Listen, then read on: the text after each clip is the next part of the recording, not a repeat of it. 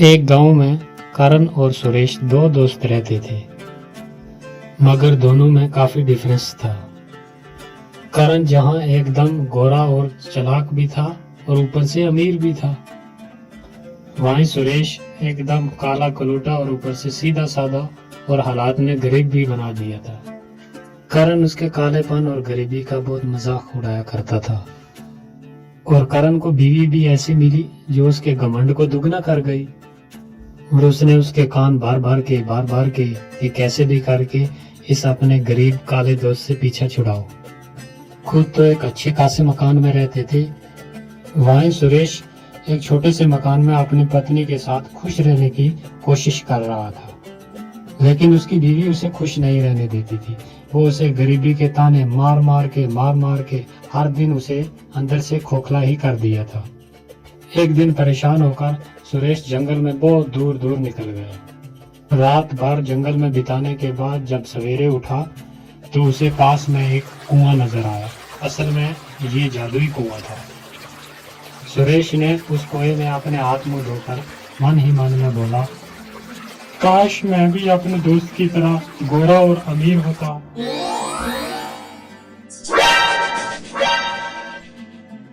लगता है इन गांव वालों को पता चल गया कि मैं रात भर घर पर नहीं था, तभी ये ऐसे मुझे घूर घूर कर देख रहे।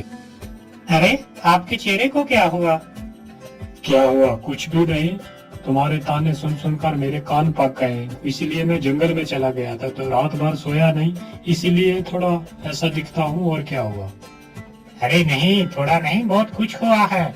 तुम तो अपने दोस्त से भी ज्यादा गोरे हो गए हो। क्या? ये कैसे हो गया? अरे ये तो चमकदार ही हो गया। मैं इतना गोरा कैसे हो गया अचानक एक रात में? फिर वो दिन भर सोचता रहा कि ऐसा चमकदार कैसे हो गया अचानक। फिर उसे उस कुएं की याद आने लगी और उस कुएं के बारे में पूरा दिन सोचता रहा कि जरूर कोई चमकदारी कुआं है वो। और यही सोचकर शाम को चुपचाप वो उसी जादुई कुएं के पास पहुंच गया और अपने हाथ पानी में डुबोते हुए बोला, आपने मुझे इतना गोरा बना दिया, थोड़ा दोस्त की तरह मुझे दान भी दे दो। ये बोलकर जब उसने अपने हाथ बाहर निकाले तो क्या देखता है कि दोनों हाथों में बहुत सारा सोना आ गया। फिर वो ये बात जाकर अपनी पत्नी को जब बोलता है तो वो यकीन ही नहीं करती, लेकिन उसके हाथों में इतना सोना देखकर उसे भी यकीन करने पर मजबूर होना पड़ा। फिर भी वो सुरेश से कहती है, सुरेश, जो मेरी शादी पे कंगन दिए थे वो कंगन कहीं खो गए हैं, तो तुम उस जादुई नदी में जाकर कहो ना, हो सकता है वो कंगन मिल जाए। अरे जादुई कुएं में कैसे मिलेंगे जब हम वहाँ कभी गए ही नहीं। आज दिन तक मैं पहली बार गया हूँ जो वहाँ जादुई कुएं में खो गए हूँ या जंगल में खो गए हूँ। और बीवी की बात सुनकर वो फिर उसी जादुई कुएं के पास जाकर अपने हाथ डुबोकर पानी में कहता है, जब आपने इतना कुछ दे ही दिया है तो आप मेरी बीवी के कंगन भी दे सकते हो। ये कैसा चमकदार है? क्या ये जादुई कुएं आपका चमकदार है? हाँ बिल्कुल, मैं एक जादुई कुआं हूँ और तुम्हें जो चाहिए, जब चाहिए, जितना चाहिए, अपने लिए और अपने दोस्तों के लिए जो भी मांगोगे तुम्हें फौरन मिल जाएगा। आप सच कह रहे हैं? जादुई कुएं क्या? हाँ, लेकिन एक बात याद रखना, तुम अपने लिए या अपने दोस्त के लिए जो भी मांगोगे उसका तुम्हें दुगना दे दिया जाएगा। इस बात को अच्छे से याद रखना। अगर ऐसा है तो मेरा एक ही दुश्मन है और वो दोस्त है मेरा जिसके पास अच्छा मकान है। मैं चाहता हूँ कि उसके पास और भी मकान हो और भी दौलत हो।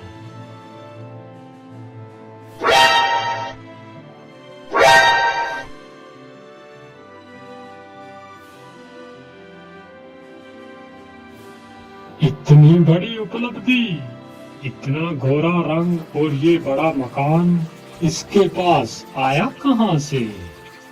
यहाँ दिल का अच्छा और भोला सुरेश उस जादुई कुएं के सहारे मजबूर और बेबस लोगों की मदद करने में लग जाता है।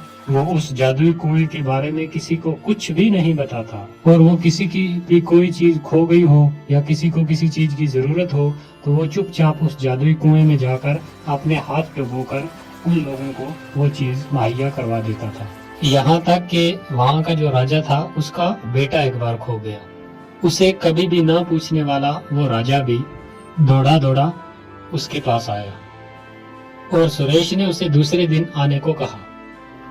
फिर रात को सुरेश चुपचाप उस कुएं के पास चला गया और अपने हाथ पानी में डालकर बोला, ए जादुई कुएं, ये राजा मेरी कभी कोई इज्जत नहीं करता था, लेकिन आज अगर उसका बेटा मिल जाए तो मेरी बहुत इज्जत बन जाएगी। बेचारा बहुत परेशान है, उनका बेटा मिला दो।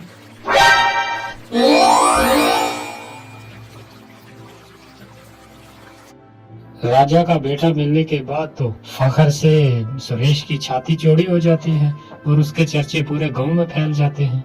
अब हर कोई उसे मदद मांगने के लिए पहुंच जाता है और सुरेश की चौड़ी छाती देखकर करण और उसकी बीवी बुरी तरीके से जल भुन जाते हैं। फिर एक दिन एक गांव के किसान की एक बकरी खो गई और वो बकरी किसान के बेटे को बहुत ज्यादा प्यारी थी, जिसके दुख में वो बहुत बीमार पड़ जाता है। फिर दूसरे दिन वो किसान आता है सुरेश के पास और बोलता है कि मेरी बकरी खो गई है, जिसकी वजह से मेरा बेटा बीमार पड़ गया है, आप मेरी मदद कर दीजिए, मेरी वो बकरी ढूंढ कर ला दीजिए, जिसकी वजह से मेरा बेटा बच जाएगा। और सुरेश उसकी ये बात सुनकर उसे हौसला देता है कि आप फिक्र मत करें, कल सुबह आपकी बकरी आपके पास पहुंच जाएगी। उसकी ये बात उसका भाई करण गिद्ध की तरह नजर जमाए हुए ये बात पूरी सुन लेता है और सुरेश जब बकरी ढूंढने के लिए जाता है तो उसके पीछे पीछे उसका वो दोस्त करण भी उसका पीछा करता करता वो भी पहुंच जाता है और उसे ये सब करते देख लेता और सुन भी लेता है और उसे सारी बात समझ में आ जाती है कि ये जादुई कुआं है। और अमरीश के वहां से जाते ही वो जल्दी जल्दी उस कुएं के पास पहुंचता है और उस कुएं में वो भी अपने हाथ डालकर कहता है, मेरी बीवी को सर से लेकर पांव तक सोने से लाद दो, बहुत सारा सोना दो मुझे। धन्यवाद जादुई कुएं, अब मैं भी आपसे हर चीज मांग कर ले जाऊंगा। हाँ, मगर याद रहे, तुम अपने दुश्मन के लिए जो भी मांगोगे उसका तुम्हें दुगना मिलेगा। मैं भला अपने दोस्त या किसी दुश्मन के लिए क्यों मांगूंगा, मैं तो सारी जिंदगी अपने ही लिए मांगूंगा। हाँ। और घर पहुंचने पर जब उसकी बीवी उसके हाथ में इतने गहने देखती है वो तो खुशी से पागल ही हो जाती है। इस तरह से तो हम दुनिया के सबसे अमीर तरीन इंसान हो जाएंगे और हमारी बराबरी का कोई भी नहीं रहेगा। अरे क्यों नहीं, वो सुरेश है ना, वो तो हमारी बराबरी का है ना, उसे उस जादुई कुएं का पता है। तो कुछ ऐसा करो ना ताकि वो वहां तक जा ही ना सके।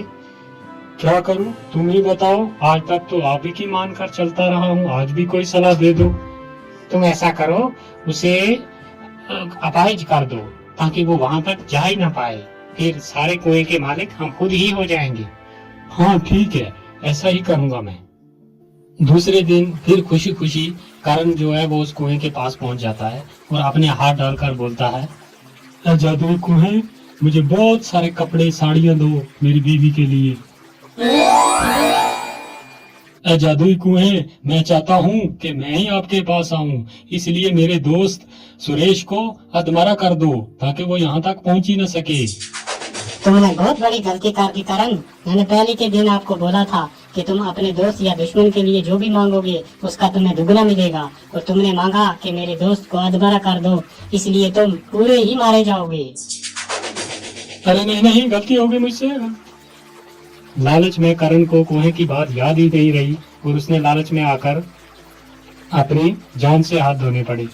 तो दोस्तों, इस कहानी से हमें ये सीख मिलती है कि अगर तुम्हें किसी चीज से कुछ मिलने लग जाए तो उसकी कही हुई बात और उसके रोल जो है वो कभी ना भूलें, वरना अपनी जान से भी हाथ धोना पड़ सकता है। तो ये थी दोस्तों आज की कहानी। तो आपसे रिक्वेस्ट है कि चैनल को सब्सक्राइब कर दें और वीडियो को जाते टाइम लाइक कर दिया करें ताकि हम दूसरी वीडियो आपके लिए जल्द अपलोड कर सकें।